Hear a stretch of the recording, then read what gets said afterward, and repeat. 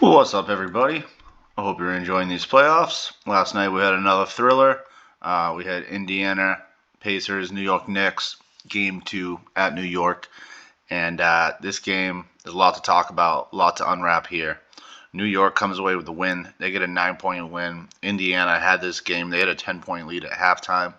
Unfortunately, New York came out after halftime in the third quarter, and they won that quarter by 18. Which was just so crazy and unexpected. Indiana had a very sloppy, lethargic, no energy third quarter.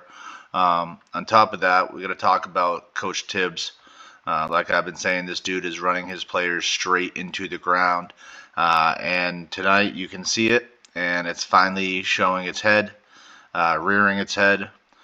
OG Anunoby, their second best player probably, who finished with 28 points.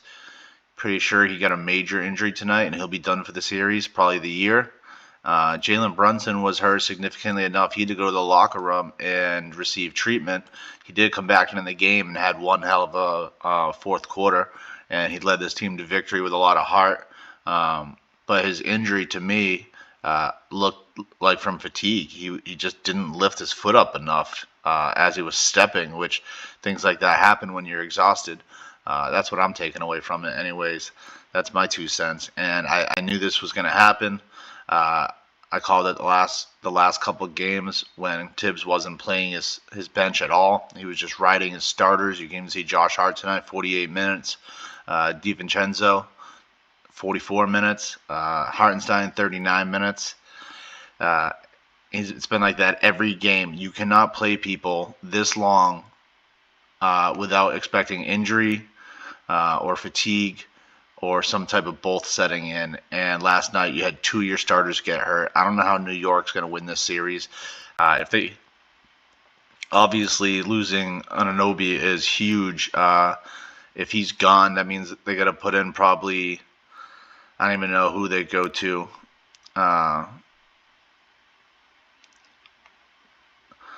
It's going to be tough to fill his minutes. I guess it's going to be, I have no idea how to say this name. Precious Achiuwa.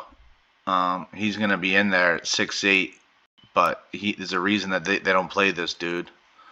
He's been in the league for 4 years. Tibbs, 100% should be fired. Maybe that's too much. Maybe not fired. I mean, owner should be asking, what the fuck are you doing? And we've had an entire season to figure out your bench and to figure out your rotation. And he goes into the playoffs starting everybody over 40 minutes a night. I think it's ridiculous.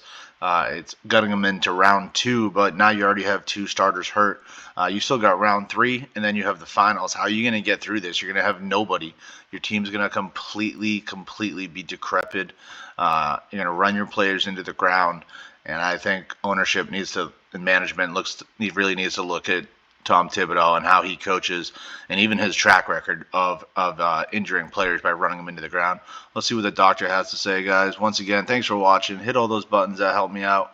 Hope you're having an awesome day. Fortunately, we've got some injury concerns here for the New York Knicks as Jalen Brunson has tried to tough it out through this sore right foot injury, and unfortunately OG Anunoby appears to have injured his hamstring. Welcome back, everybody. I'm Dr. Brian Suter, and my goal in this channel is to help teach you about the medical side of the sports world. Now we're on the road, which means we've got the good old potato camera here, but we're going to take a look at what happened tonight with Jalen Brunson and OG Anunoby, because I think, of course, we know about some concern here with OG because of what we clearly saw, the report about a hamstring. But I'm still a little bit concerned about what we might expect in these coming games from Jalen Brunson, because I think just based on the sequence of what we saw, how hampered he was, I think this is something that could be a potential issue going forward in the rest of the series. So let's start off with OG, and then we'll come back around to Brunson. This was the play where OG injured his left hamstring. And I think there's a couple different steps because there's 2 different general types of hamstring injuries that we'll see. There's the sprinting type where you extend out that left leg and you get sort of this activation with an eccentrically loaded hamstring. And the other type of hamstring injury is when you just excessively stretch the muscle in a passive kind of position beyond what it can sustain. It's hard to say just from looking at it which of those 2 mechanisms this is, but that mechanism often determines which of the hamstrings is involved and can influence the overall severity. So of course, here we see as OG comes back from this layup, he's already kind of grabbing right there at that upper portion of his left hamstring. If we're talking more about an overstretch type of mechanism, then this moment right here where his right leg gets extended out, his trunk is going to be tilted forward. That hip is up in flexion, which is going to put excess stress on that backside of the thigh, put stress on that hamstring, potentially overstretching the hamstring and leading to a strain with more of that overstretch mechanism. Typically, these result in semimembranosus tears as opposed to biceps femoris, and can often be, I think, a little bit longer of a recovery time.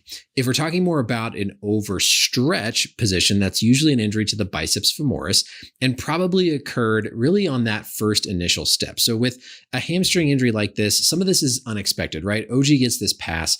He isn't perfectly timed up with his stride. And so probably right there, as he extends that left leg out, would be the moment that I would suspect there could have been an overstretch just from the running, that eccentric load on the hamstring. And we even see him kind of hobble up a little bit right there. He kind of stumbles forward awkwardly. So my suspicion would be between the two is that this was more of the running sprint type. So here he's in this position, his leg is out in front of him.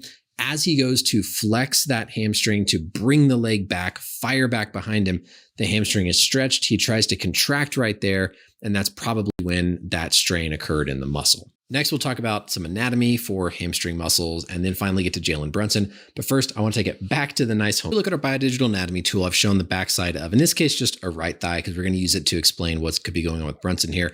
But there's three main muscle groups of the hamstring. There's the semitendinosus on the inside, the semimembranosus. Again, that semimembranosus is the one usually involved with an overstretch. And on the outside is going to be the biceps femoris. And within the biceps femoris, there's a long head and there's also a short head. So kind of four distinct hamstring muscles, but really just think of them as three. When it's a muscle strain, typically those occur in this biceps femoris. And so the kind of outer part where OG was grabbing, I think everything fits up more with that sprint type of hamstring injury, likely to that biceps femoris based on him grabbing on the outside, which would be a more classic type of hamstring injury. Of course, these injuries can also involve the tendon up near the ischial tuberosity where that hamstring originates, and in rare cases can involve the hamstring tendons down lower where they cross the knee to insert down on the tibia, or in the case of the biceps femoris, on the head of the fibula. Recovery time here for OG, I think the fact that we just saw him hobble up as quickly as he did, I would expect him to miss a game, potentially a few games here. It would be unusual. Of course, they've called it just a hamstring pain, but there's probably some strain there. He grabbed at it right away. Often is the case. You're going to expect probably a couple games absence, potentially longer depending on severity and how much tear there is in that muscle. All right, so now let's get to Jalen Brunson. And of course, the reports were right foot soreness. And of course, we all know by now that soreness is not an injury. Soreness is just a symptom of some other type of injury. So I think this was the play, the moment where Brunson seemed to signal to be subbed out of the game, not earlier when he got hit below the belt. And so if we really kind of try to scrutinize through this whole sequence, we can try and see maybe some mechanisms, sometimes it could have caused some sort of injury to that right foot. I will say reassuringly, I don't see any sort of pop. I don't see any sort of pull or tear in the back of the calf musculature. I don't see a clear twist or roll of the ankle. And at the point of these steps, it seems like Brunson isn't really hobbled yet. In this case, he goes, he loads, he pushes off on that right foot to kind of get around Turner here to get that rebound. And so I don't think the injury's occurred yet. My suspicion is that it could be in this moment where Brunson's foot is staying straight forward as his body is kind of rotating around it. And we see this kind of angle here where his foot is planted in the ground and there's a little bit of stretch, a little bit of pull on that outside or lateral part of the ankle. One possibility for just a cause of that foot soreness could certainly be a strain or a little bit of a tendon tear within the two peroneus longus and brevis muscles and tendons that come down on the outside of the leg and then wrap around onto the outer portion of the foot. We have to presume by now that the Knicks would have done x-rays already at halftime. And so the chance of something being fractured, very, very slim, unless it's just a very subtle fracture they couldn't see on the x-ray. But I don't think Brunson would have been able to return with a fracture, but he would have been able to return potentially with just a lower grade tendon strain or potentially a lower grade ligament sprain. Liz Frank midfoot injuries are always something that we think of in these cases. I don't see any clear moment where he pushes off and substantially reacts like a Liz Frank, but I tell you, if you hear about a midfoot sprain or a foot sprain, I would be concerned about something like a Liz Frank, because a sprain is going to be more an injury to the ligaments that go between the bones as opposed to a tendon. I think it's probably really a crapshoot between the two in terms of which would be better. In these cases, you really hope that it's just a muscle that maybe got strained in the foot, and that's all he's dealing with. If it's just a muscle, I expect maybe a little bit of soreness these next couple of days. If it's a tendon, if it's a ligament that got pulled, probably a little bit more difficulty trying to fight this on and off as we continue to progress through the playoffs. If we go look at our biodigital anatomy tool here for the foot, you will see there are a ton of different muscles, tendons, ligaments that all run through the foot, particularly on the underside of the foot. There's like 4 different layers of all these different intrinsic foot muscles that can easily become strained.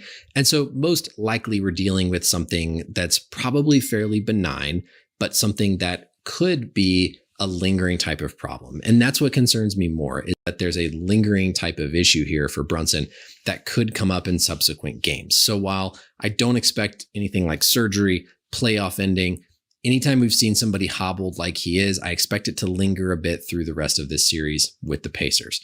Hopefully we get some more information in terms of what specifically it is, but I think hopefully one of these little foot intrinsic muscles that we see, nothing stood out as big, bad, and obvious, but I do think this is something that might just linger and bother with a little bit of pain, but hopefully allow Brunson to keep playing. Hopefully those guys are back soon.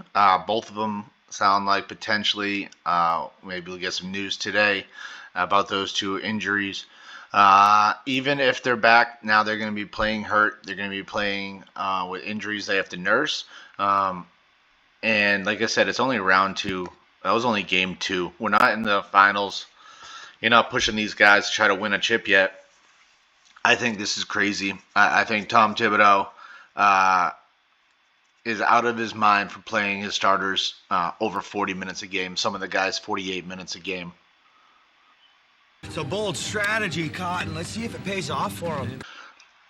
All right, guys. Let me know what you think. Am I just overreacting as Tom Thibodeau? You like the way he's coaching? Do you think that he has to play these starters this minutes? Do you think that's acceptable? Do you think I'm just being a crybaby and these guys can handle it? Or do you think that there's no way they can make it through these playoffs taking these type of minutes? Let me know. Hit the like button, hit subscribe. Let me know in the comments. Let's get some conversation going. Thank you so much for watching. Enjoy the rest of these playoffs. Tom Thibodeau, play some bench, dude.